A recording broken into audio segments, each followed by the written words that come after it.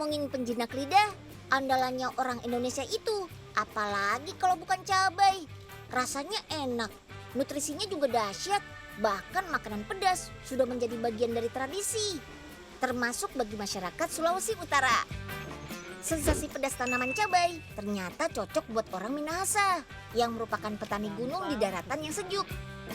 Sejak saat itulah orang-orang Minahasa mulai menciptakan makanan khas serba pedas. Itu loh masakan rica-rica yang pedas banget. Nah, sekarang Unyil mau mengajak teman-teman di rumah nih belajar menanam cabai ala Minahasa. Lokasi kebunnya ada di Tomohon. Come on, mari Jo! Awalnya, benih cabai disemai dalam wadah-wadah polybag ini. Dengan media tanam yang kaya nutrisi, benih cabai akan lebih cepat tumbuh menjadi bibit tanaman baru.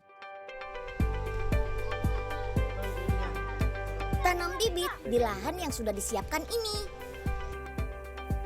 Masing-masing beri jarak setengah meter agar pertumbuhannya optimal. Beri tambahan pupuk dengan dosis sesuai umur tanamnya. Umumnya, tanaman cabai di Tomohon baru bisa dipanen setelah 4 bulan masa tanam. Oke deh, sekarang kita panen yuk. Wih, cabai merahnya segar-segar banget. Cara metiknya nggak boleh sembarangan ya. Agar tetap segar dan tahan lama, petik cabai dengan tangkainya. Oh iya, Sulawesi Utara memang terkenal dengan tanahnya yang subur. Makanya daerah ini dijuluki sebagai dapurnya Indonesia Timur. Karena ada banyak bahan-bahan kebutuhan dapur yang dibudidayakan di sini. Ini nih yang dulu menjadi daya tarik buat penjajah seperti bangsa Spanyol datang ke wilayah Nusantara. Gak sekedar mencari rempah-rempah, mereka juga membawa cabai agar bisa ditanam di daerah jajahan yang subur. Harapannya biar bisa menggantikan lada yang waktu itu harganya mahal banget. Tapi kalau cabai lagi langka, harganya juga bikin Ibu Unyil pusing 7 keliling. Mahal banget. Tapi untungnya sekarang Kementerian Pertanian memastikan kalau produksi cabai nasional sudah stabil dan pasokannya sudah memadai.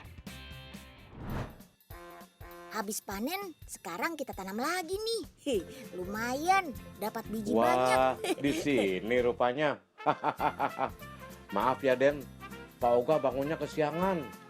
Semalam habis begadang sih, nonton Liga Champion. Gak apa-apa Pak. Kalau mau, bantuin Unyil ngumpulin biji cabai aja buat ditanam. Siap, Den. Urusan biji cabai, wah, serahin Pak Oga deh. Yang penting, gope dulu dong. Iya deh Pak. Gope melulu nih. Loh, aduh, pedas. Hah? Pedas, Mana? Den. Coba lihat Pak. Pedas. Unyil bantuin ya. Aduh, kecipratan Ya, cabai nih. Aduh, maaf pedas, deh, pedas. Pak. Aduh. Unyil ambilin air dulu ya. Pak Oga ada-ada aja nih.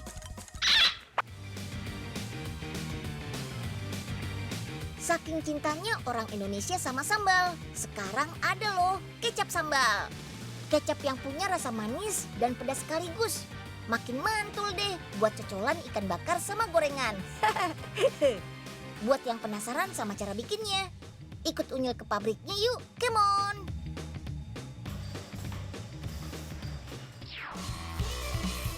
Ada 4 bahan utama dalam pembuatan kecap sambal ini.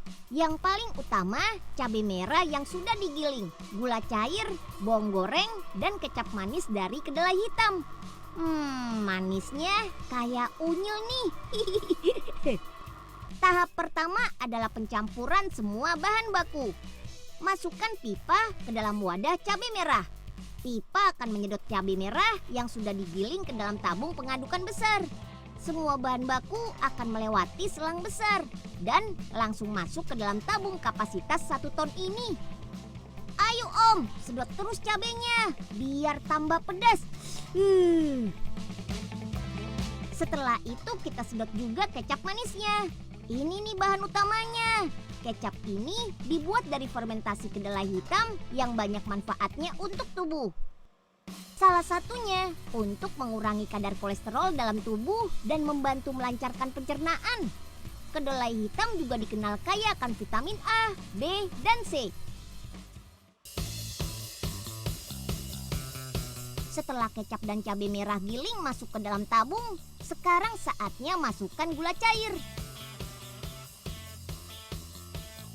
Oke deh, sekarang bawang gorengnya yang kita masukkan ke tabung. Langsung tuang saja.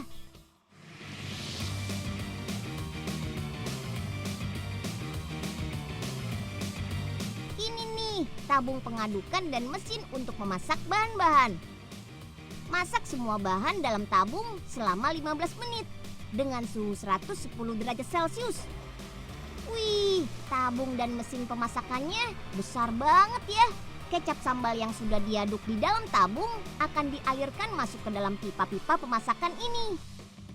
Di dalam pipa inilah kecap sambal dimasak dengan tekanan dan temperatur tinggi hasil penguapan mesin. Wah, jadi nggak sabar nih Unyil lihat hasil jadinya. Setelah 15 menit dimasak dalam mesin, cek dulu kekentalannya. Kalau sudah oke, lanjut kita ke proses filling atau pengisian. Yap, di sini kecap sambal yang sudah matang dimasukkan ke dalam botol kaca ini. Botol ini sudah melewati proses pencucian dan sterilisasi kuman. Jadi aman dong untuk kemasan makanan. Proses filling dilakukan saat kecap sambal masih dalam kondisi panas. Tuh lihat, kakak-kakak pekerjanya saja pakai sarung tangan anti panas. Cara ini dipakai agar tidak terjadi proses pemuaian yang mengakibatkan botol mengalami tekanan tinggi dari dalam dan meledak. Setelah diisi dan diberi tutup, botol-botol akan berbaris dan masuk ke dalam rel berjalan. Ayo, baris yang rapi ya.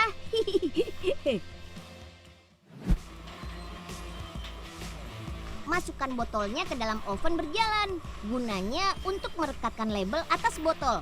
Baru deh botol-botolnya masuk ke dalam dus packing. Oke, kemas. Dan kecap sambalnya siap dikirim ke seluruh Indonesia.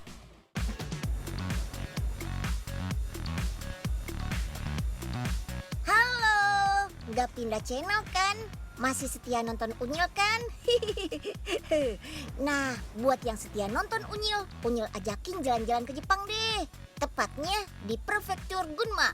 Kalau dari Tokyo sih butuh waktu 1,5 jam perjalanan darat. Di sini juga ada bunga ume yang gak kalah cantik.